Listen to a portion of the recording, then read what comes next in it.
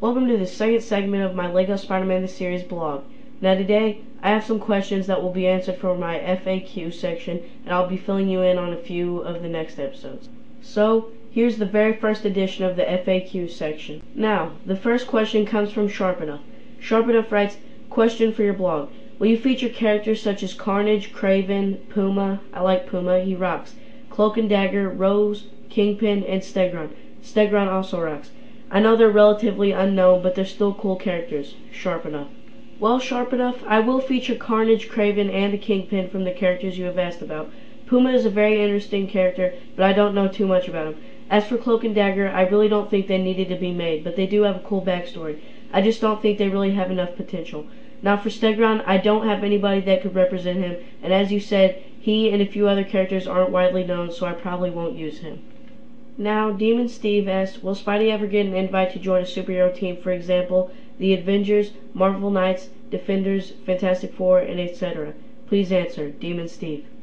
I'm sorry to say, but he will not get an invite to join superhero teams. This was something I had going through my head at the early development of the series, and I just feared I would make my Spidey a loner type figure. Plus, many superheroes dislike him or prefer to stay away from him due to his sense of humor and cockiness. Okay. Michael Scott 92 writes, who will be the first other Marvel superhero appearance? Well, I actually am not sure at this point. I know I will have a small Marvel DC deal just involving Spider-Man, Batman, Joker, and a mystery Spider-Man villain, but I'm not sure about other Marvel heroes appearing yet.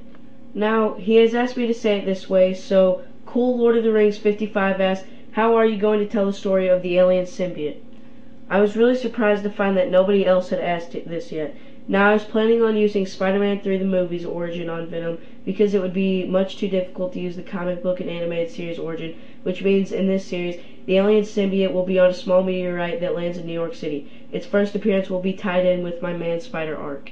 There's just a few more questions left. Anka939 writes, when will Venom be a villain? Well, he'll be a villain as soon as he appears. No, just kidding. Venom will be a villain for his first appearance in the second LEGO Spider-Man movie, Tangled Webs. Much as I did for the Green Goblin and Spiders and Goblins, I will show Venom's origin and obviously his first appearance in this movie. Here's the Marvel Brothers question of, who's going to be the next villain? Here they are asking about the villain for episode 4.